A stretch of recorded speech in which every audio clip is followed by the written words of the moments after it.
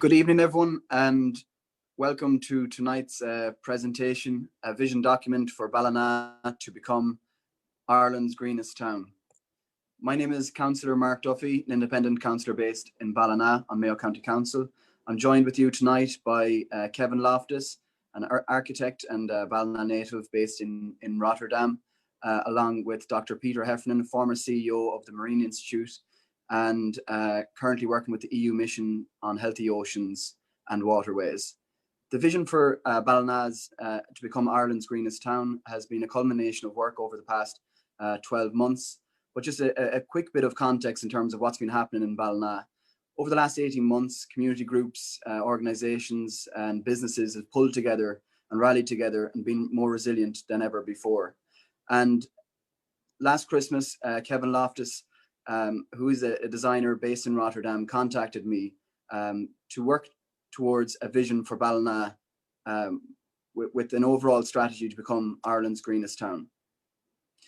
In March this year, the Mary Robinson Centre talk with Kumi Nadu of Amnesty International spoke about the importance of sustainability and a move towards green energy and a green future.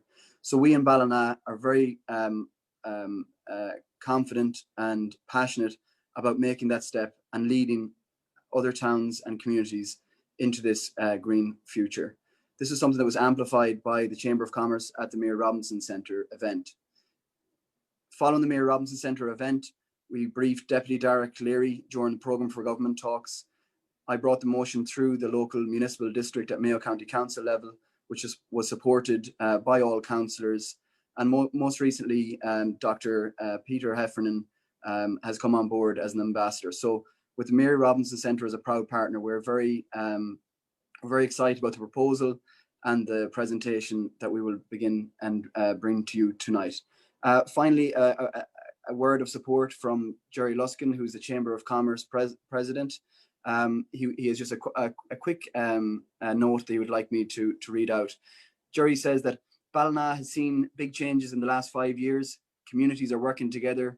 There is a very positive feeling in the town, and never has there been a time that public, private and voluntary sectors are collaborating. And this is bearing the fruit as the town enjoys success after success, being recognised nationally for its great people, beautiful natural landscape, and a town supportive of music and the arts.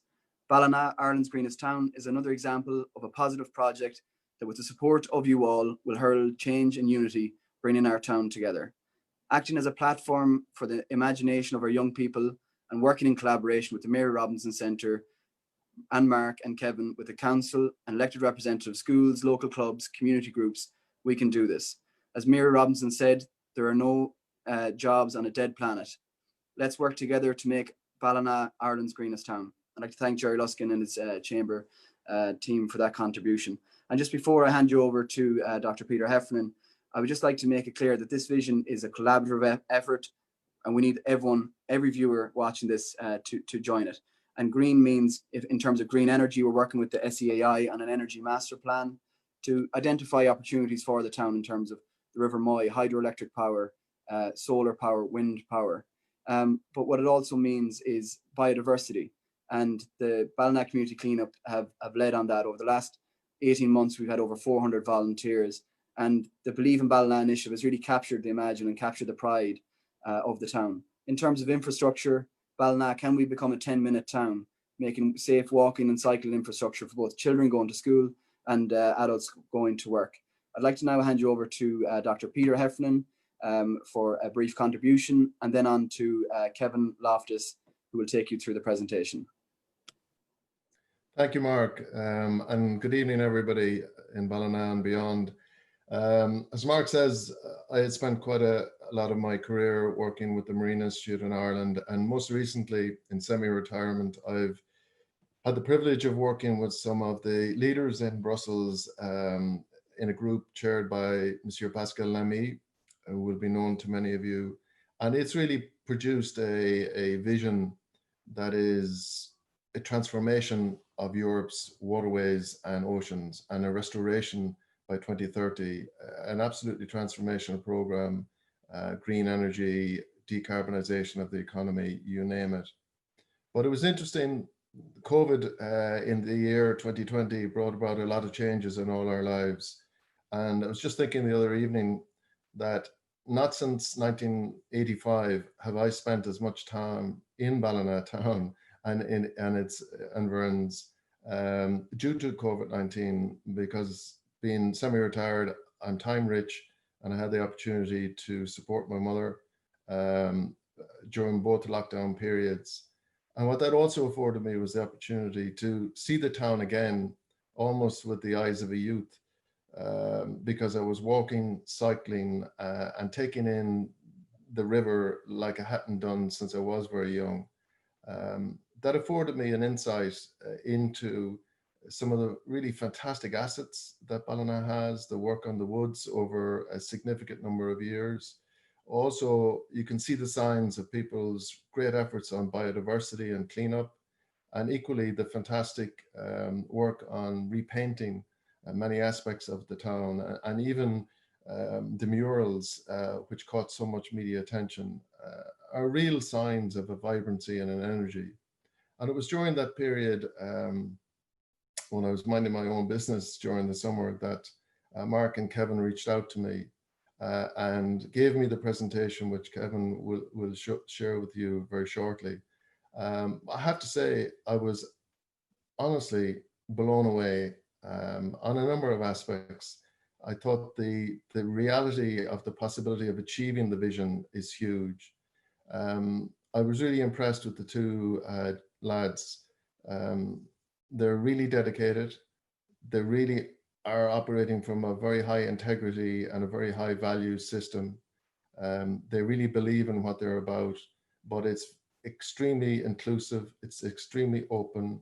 And as I work on very large programs at a European level as part of the Green Deal and the recovery, and indeed can see aspects in the program for government nationally, very much the direction that is envisaged in the vision for Ballina as the greenest town in Europe, or in Ireland, I should say, is very much aligned with very large scale programs, which means down the road, as it matures and people come on board, there will be great opportunities for leverage, both from European programs and in conjunction with national and regional programs. So I'm not going to take up any more time. I was absolutely delighted to agree to the invitation for the lads to act as an ambassador for this initiative. I have a great love for Ballina, and as I say, this is something I'm very comfortable believing in and supporting. And now I'm delighted to hand you over to Kevin. Hi, hello everyone. Thank you, Peter, for that introduction, and also Mark. I'm very happy to be here today to present the vision. And to begin, I'm going to take you through indeed a vision for what Ballina can be. And to do that, we need to start at the beginning. And to do that, I'll need to share my screen. Let's see.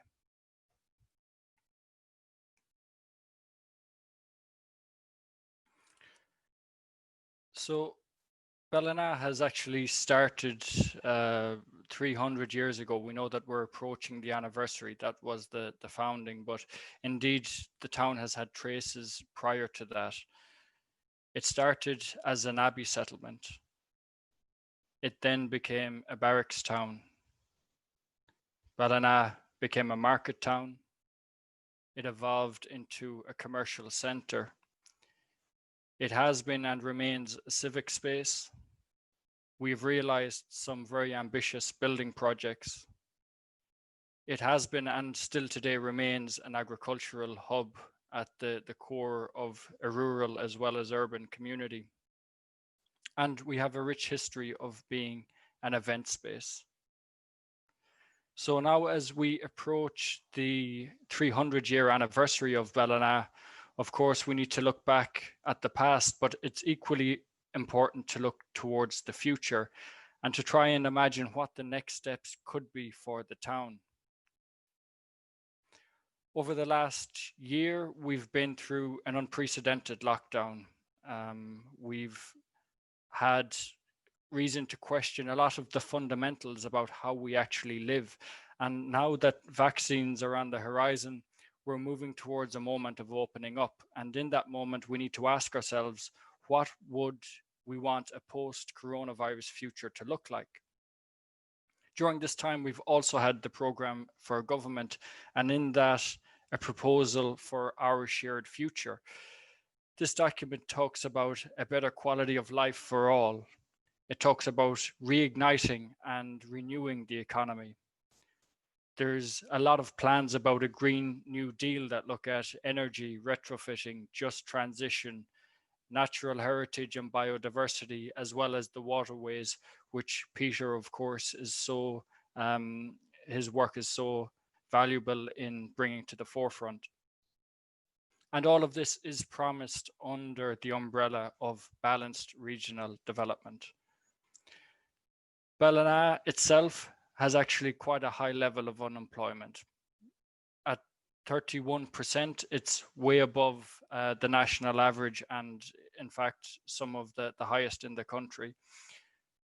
It also has the third lowest median income, household income of any town in the country at just under 33,000 a year. And all of this reflects on the fact that the perceived value of Ballina is quite low. It's the lowest of the main large urban centres in Mayo. But we all know that Ballina has a huge amount to offer, and that has been amplified no more than in the activities that we've seen this year from its citizens. We know that Ballina is historic. We know that it's festive. We know that Ballina is creative. We know that we're natural. We know that Ballina has an amazing community drive. We're national and we're international. And Ballina is bold. We're not afraid to get things done. So if we consider this idea of balanced regional development, maybe it's really time for us to take back the initiative and to push for a rebalance. How do we do that? The first thing we need to look at are the current and future trends, the way things are going. We know that in terms of people's lifestyles, those living in the cities are dealing with rising rents, high levels of cost, long commutes. And towns like Ballina are in a brilliant position to provide an alternative, a different type of lifestyle where you're closer to nature and you have all of the great facilities and amenities that we have in the town. And through things like remote working, it's becoming more and more possible that people can actually live in a town like Ballina while also operating outside of it. In terms of retail, there's been a lot of talk about the death of the high street, and this has really been amplified by pressure from online markets. We've also seen an increase in this, of course, over the COVID period. But in order to react to that and to respond to that, retail and public space in general has started to put people at the center of the experience. In terms of energy, we've seen over the past 10 years a large increase in the amount of renewable energy, and this is poised to grow over the next few years. Indeed, it's really an energy revolution. Ireland and the West Coast in particular is really in a great position to benefit from this. And even in terms of people's decision making, when it comes to things like travel, where they are going to go, what the destination would be, sustainability is becoming very important, and people want to be aware of their carbon footprint and to become aware that their decisions are going to not be harmful for the environment. All of this falls under the umbrella of the green economy, which by all accounts could be a goldmine. So we know that the future is sustainable. We know that the future is socially focused. We know that the future is economically innovative. and we know that the future is ultimately more green. So the question for us is, can we lead the way in creating a future-focused town? That's one that is social.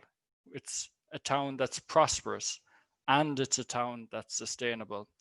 And not just looking at these as isolated elements, as silos, we actually need to look for the possibilities and the opportunities that exist between them, the overlaps that give us new, unimagined outcomes. And on finding these, to weave them through the urban fabric of the town, to find where we can amplify things and where we can find these new possibilities. To do that, we need to maximize our resource potential. We need to enable our local business. We do this by reintroducing nature and linking to community groups. We also do it by becoming energy independent, investing in future mobility, actively remembering our past, and boldly defining our future. We also have the UN Sustainable Development Goals, which indeed Mary Robinson is a massive advocate for. And these set out a framework of sorts that will allow us to define project goals and also allow us to evaluate projects and look back at their benefits. So what might this future look like? I'm now going to bring you on a walk through the town that can show how all of these type of ideas about sustainability can actually manifest themselves in the town. But as well as this, it's important to remember that what I'm doing and what I'm showing is meant to spark ideas and spark thoughts, because we also need your ideas and your input to make this possible. So to begin the journey, we start at the base of Pearse Street. We know that the majority of Ireland's building stock is well below the efficiency needed in terms of energy efficiency. So we have a large-scale national ambition to retrofit the stock of the country. If we can put ourselves at the front of the line for this, if we could retrofit all of the buildings within Ballina, what that would translate to is a huge level of new employment. It would dramatically improve the energy efficiency of our buildings. It would increase the comfort levels in our houses, and it would also decrease the energy bills that we pay. So if we approach this in a strategic way and a way that everybody buys into it, it would be a great win for the town. And if we do this, we could even take a step further and think about retrofitting our infrastructure. What if we turned it from energy consuming to be energy producing? And once we start to think like this, maybe we could also apply those types of strategies to different spaces. Imagine social areas that had sustainable shading that could also produce energy when the sun is out. It gives shade when the weather is bad, but then it can also generate electricity. Now I'm going to bring you through what could be possible in the center of town, in that commercial center that we all know so well. This is currently what a lot of the town center looks like. So we can see that it's quite activated, but obviously very car dominated. This is a project that MVRDV, the office I work for, did during the summer, during actually the first COVID lockdown, where we took a regular street and we pedestrianized it. And in that pedestrianization, what we did is bring residents and communities and retailers with us. This was meant to be a trial run. It was only meant to run for a few weeks, and it has now sort of continued and is in place indefinitely. So taking these ideas, is there something we can learn from this and potentially apply to Ballina? The first thing we would need to do in that instance, if we take Pearse Street for an example, is to flip the hierarchy. to put people at the center of the experience. We could do that by taking all of the on-street parking, moving it somewhere else, and actually still have a reduced traffic model. So you can allow cars to move through this space.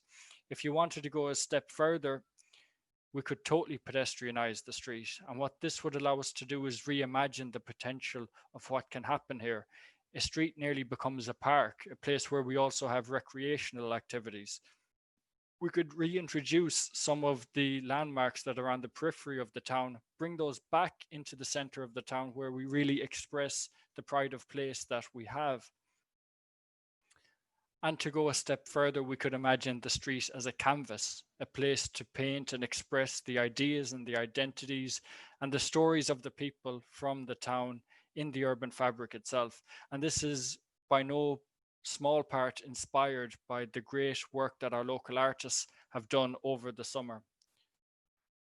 The last thing we could actually do is to cover the street. What this would bring is shelter. It would bring a new type of experience that we don't have, not only in the West Coast, but really all over Ireland. It would bring something totally new. This would not just be a shelter. It would also be a way of potentially collecting and harnessing rainwater. So that could be reused. That could actually be used to generate electricity. It could also be that this is a solar roof, so something that can collect energy through the sun. This would create a totally new and unique experience in the town. Now let's have a look at how we deal with public space in relation to cars. The first thing I'm going to show you is the space we leave over for the Civic. We can see the barracks, which is half parking and half civic. So whenever there's a civic event, whenever there's a market, we use the space, but it also acts as parking. The only other substantial real civic space that we have in the town is the old bond store, which is a small, tiny corner. Even though it's beautiful, it doesn't have the capacity to work on a large scale. Now let's look at the parking area that we have. When you make this comparison, you can see that we really value space for cars above space for people. So it's not about removing cars, because we're living in a rural context and we know that mobility is incredibly important. So what we want to do is try and reimagine the possibilities of what can happen in a space like a car park. What we can see here is that the cars are horizontally organized. They take up a large area. It's really quite inefficient. So if we started to flip that and actually began to stack cars, what that would do is allow us the possibility to free up space for bikes, for cycleways, for different types of things, also for nature.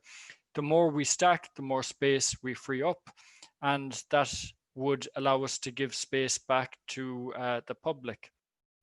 By the time we actually reach 5 floors, we've removed enough on-street parking potentially to have the bottom of Pearse Street up to O'Rahilly Street, and from Garden Street down to Tone Street totally parking free. So this is really a solution to how we can deal with the parking in the town.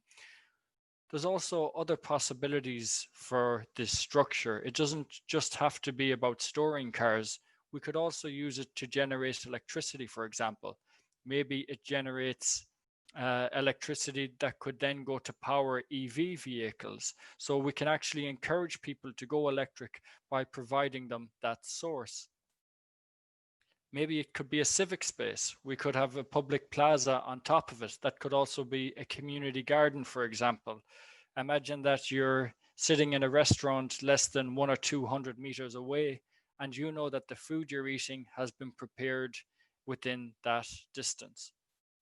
As we move towards a car-free, or at least a reduced car society, we're going to have to reimagine what this structure could be. And in that way, we could start to introduce different types of program, different types of function. It could be retail, it could be community space, it could be educational space, it could be performance. It could also be some type of special showcase area for sustainable innovations. So what we do now is, if we sort of reflect on this, we take a situation where we just have a zone for parking.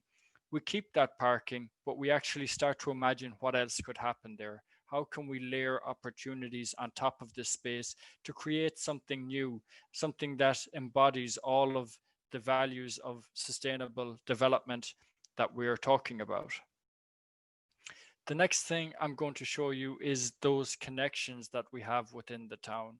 And we see those always between the car parks and the main streets. There are these historic laneways that are really part of the fabric of Ballina. These laneways are very much secondary spaces. They're in the background. They're not used to their full potential, although there is a lot of potential and a lot of potential quality that we can get out of these. Let's take this lane as an example. The first thing we would need to do in this situation is, of course, clean up the surfaces, make it comfortable for people to move from point A to point B, have them moving through the town, through these different networks. And that encourages people to park more on the periphery and actually walk through the town a lot more. We could also imagine adding functions to these spaces. So we could have, for instance, an on-street gallery or an on-street museum. And these give us also reasons to stay in these spaces. So they're not just transitionary now, they're actually places that you want to come and inhabit. And once you have that, you have people moving from point A to point B, you have people staying in the space. That also creates its own opportunities. And we could imagine that businesses would move into these spaces. They would also see that there's a commercial potential. And we start to extend the life and the energy of the town from the center towards the periphery. Now, this laneway in particular takes us from Pearse Street to the River Moy, and that's the next element that we'll talk about. Of course, the waterfront in Ballina is crucially important. We know that it's really an iconic part of the urban fabric. Indeed, if we actually Google Ballina, what you get are images of the river. This is really what people think of or associate when they think of Ballina. However, when we consider what it's really like, what the real experience is, it's much less dramatic. It's quite underwhelming, actually. What we've done is disconnected our main asset from the rest of the town by having this roadway between the two bridges that in a way acts more like the town's roundabout than any quality civic space. This might be a difficult task to tackle, although we can definitely find solutions for this. But we can also start to imagine putting reasons in place to bring people to this waterfront. So for example, looking at this image, we can see the first thing you would want to do is actually connect to the water, bring people down so they can link to it, they can interact with it. And this really creates a new relationship. We're not disconnected anymore, we're really touching it. And if this is really the sort of iconic moment of Ballina, this is the image that everybody thinks about, let's signpost that and let's show that off, because we're proud of our river and we need to express that. Additionally, we could think about different functions. What about marketplaces at different times of the year where we actually extend the life, the commercial life of the town from the center through the laneways and down towards the waterfront. So we're making a full connection of space and opportunities and program. Now we can continue the journey from where we are along the river. And what we see is that a lot of spaces in town have great areas of biodiversity, no more than along the river. So even with these moments, there's potential to improve things and actually add new layers.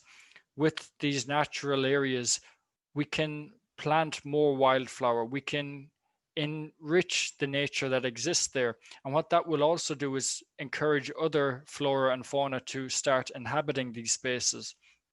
And it's not about isolating nature as something different to human space. We can actually bring these together and find overlapping potentials.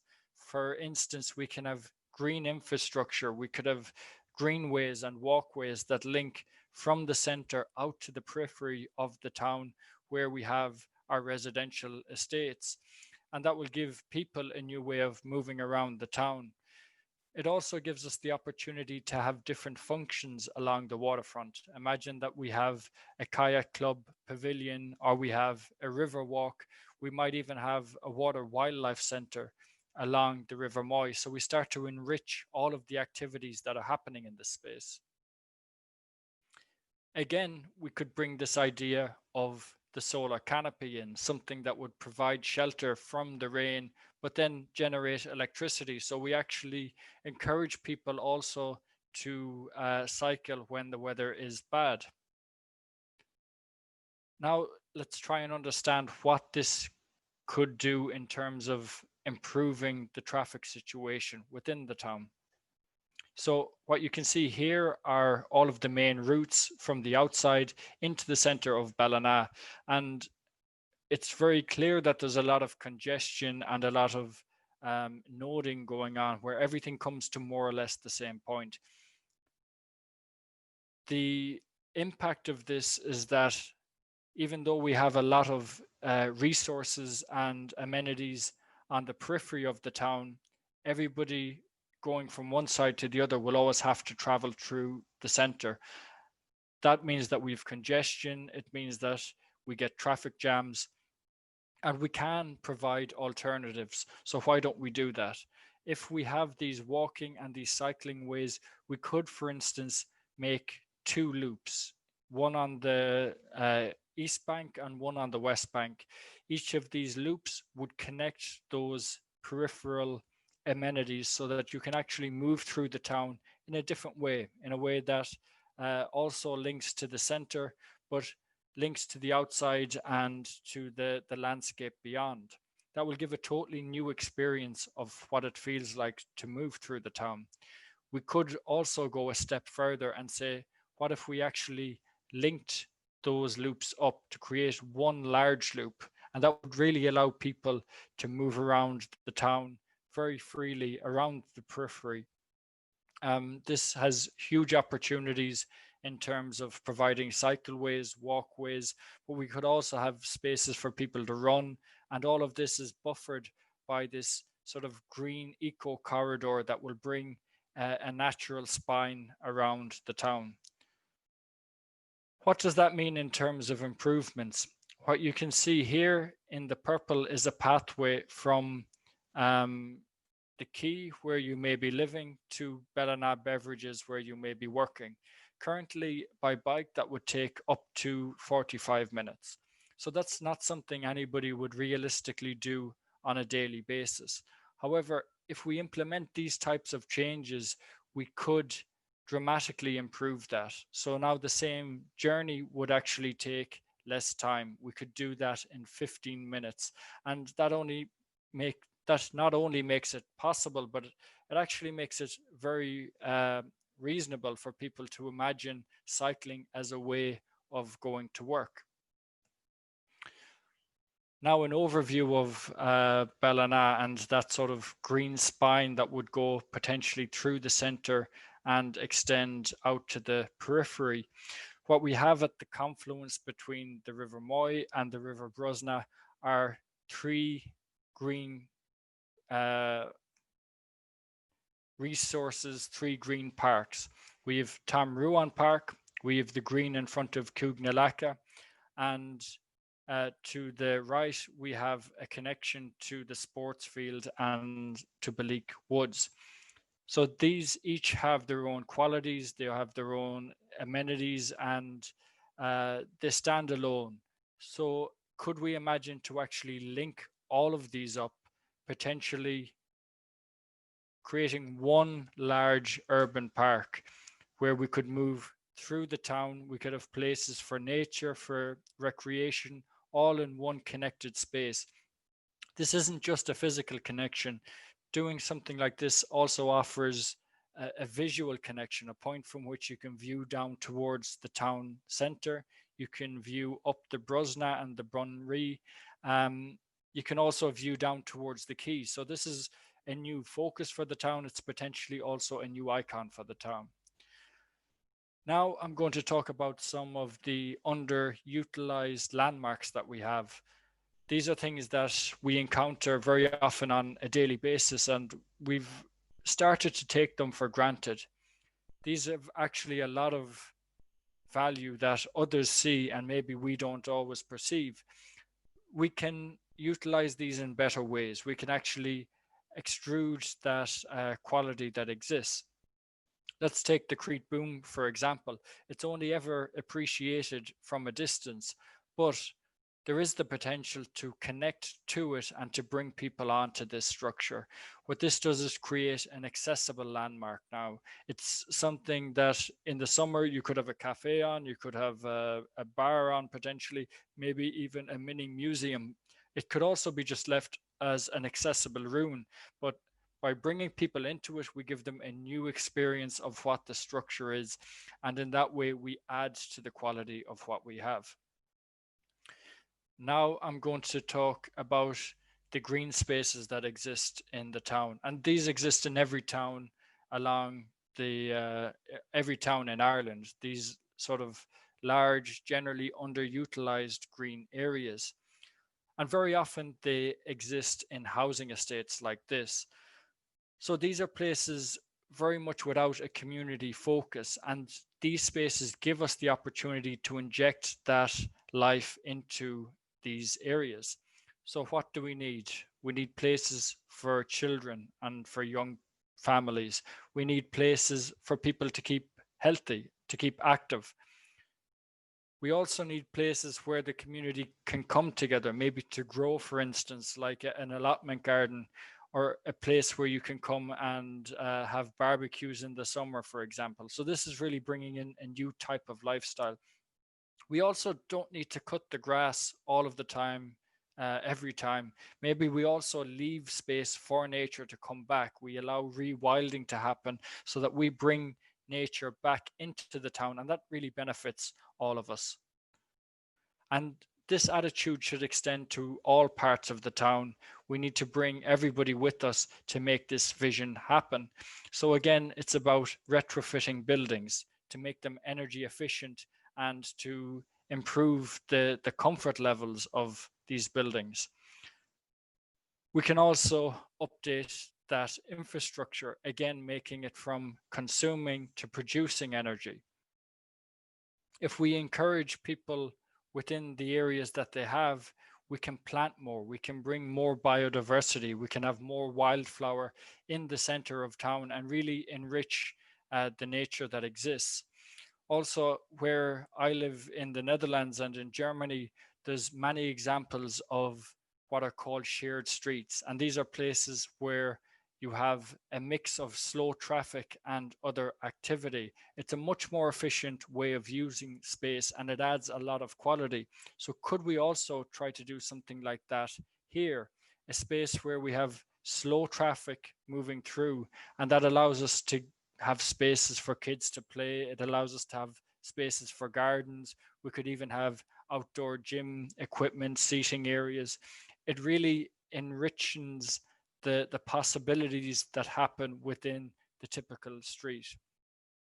And if we do all of this with the same energy and the same passion that has been expressed by the community over the year, then this would be an amazing potential for the town. And I think it's something that we could all aim for and all benefit from. So what I've done now is just take you through a sample of what is possible in terms of Ireland, our Ballina becoming Ireland's greenest town. And if we all work together, we can make this a possibility. These are ideas that are aimed to generate conversation, to generate thought, and to really get you to start to imagine what's possible.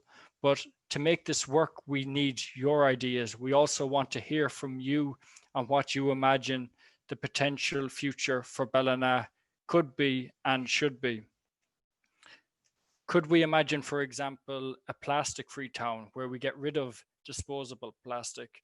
Could we have restaurants only using biodegradable, disposable cutlery? Could you find within your own space the opportunity to plant something, to bring something new to the table that buys into this vision of becoming Ireland's greenest town? What we've done is set out a goal, and that goal is to reach the target of Ireland's greenest town by 2025. To do this, we really need the buy-in from everybody, all of the stakeholders in the town. We need the community on board. We also need the public organizations on board. That's the council bodies, but also all of the representative groups that talk for the wider community. And we need private business. We need everybody to think about what they're doing within their own practice and how they can benefit this vision. What we've done also is set out core areas for the vision. One being to be people-centric, the other to look at how we can improve and reintroduce ecology, how we can be economically innovative, how we can think newly about the way we do things. We also need to be energy innovative. We need to bring in new forms of renewable and be ambitious in our targets and our goals. And we need to be active and mobile. We need to rethink the way we move around the town. And all of these things are not about taking away, they're about adding quality. They're about making our life experience better. And if you can do that while also contributing to the environment, it's really a win-win situation. So for each of these areas, we need targets. They're a high-level, calculable goals that we can all agree on and all aim towards. This is something that we need to flesh out as the project evolves. We also need long-term projects to then achieve those targets. So if we have a target, for example, of literally being the greenest town where we've the most biodiversity of any town in Ireland, how do we achieve that and what projects do we need to get that in place?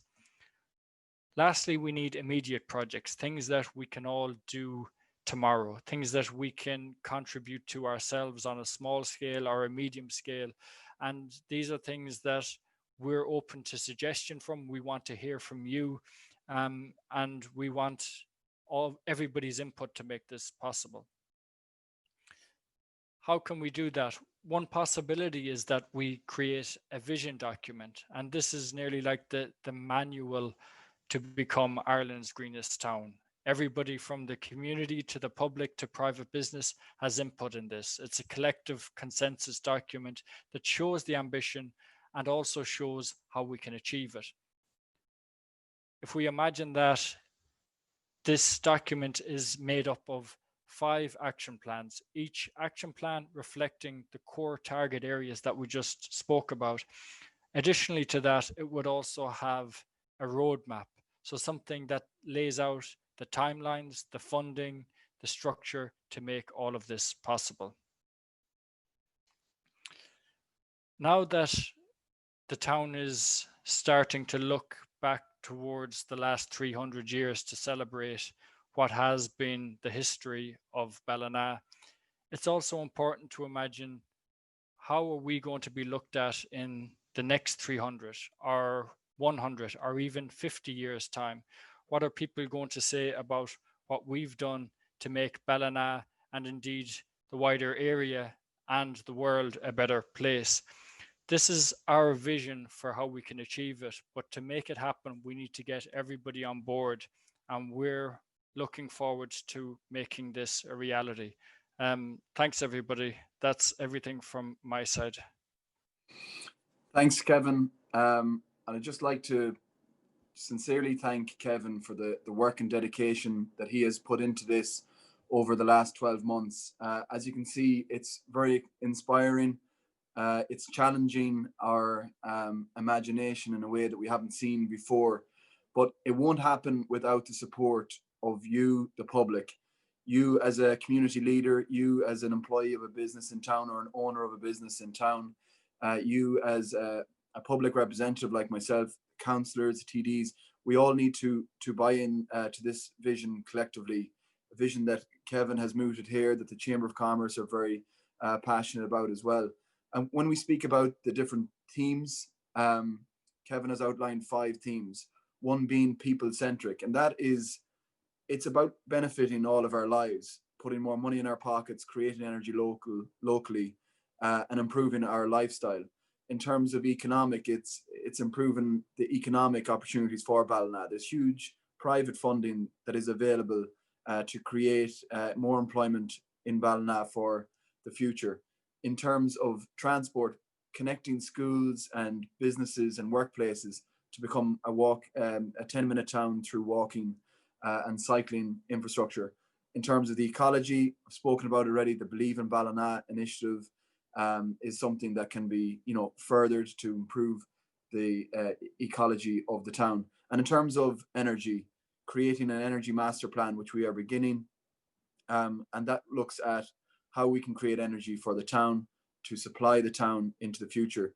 And like I spoke about earlier, just yesterday, 30, 40 years ago in Ballina, we were a more sustainable town in terms of creating energy locally through the Beckett's and the Murphy's mills. So they have inspired us in the past, and we can now look forward like Kevin has. But I would just like to thank you all for your time this evening. I'd like to thank in particular Kevin for the work that he has done on this over the last 12 months, Dr. Peter Heffernan of the EU Mission, and Brendan Dowd of Dowd Media, who's been a brilliant assistant in terms of bringing this presentation live to you this evening. But I'd like to just draw your attention to our website, Ireland's Greenest Town .com, and the Facebook page, as you will see, is Greentown Ballina. I would like to get your feedback. We'd like you to engage. If you have an idea, drop us a line. If you know someone who thinks you think they should watch this presentation, please share it with them. If you would like to get involved in the energy or in the transport or in the vision, please get in touch and let us know. But it'll very much be a collaborative effort. We will need every single stakeholder, both living locally in the North Mayo region and our diaspora. So I'd like to thank you very much for your time. We would be grateful of your support into the future, and we look forward to updating you as projects and news progresses on this vision. Thank you very much.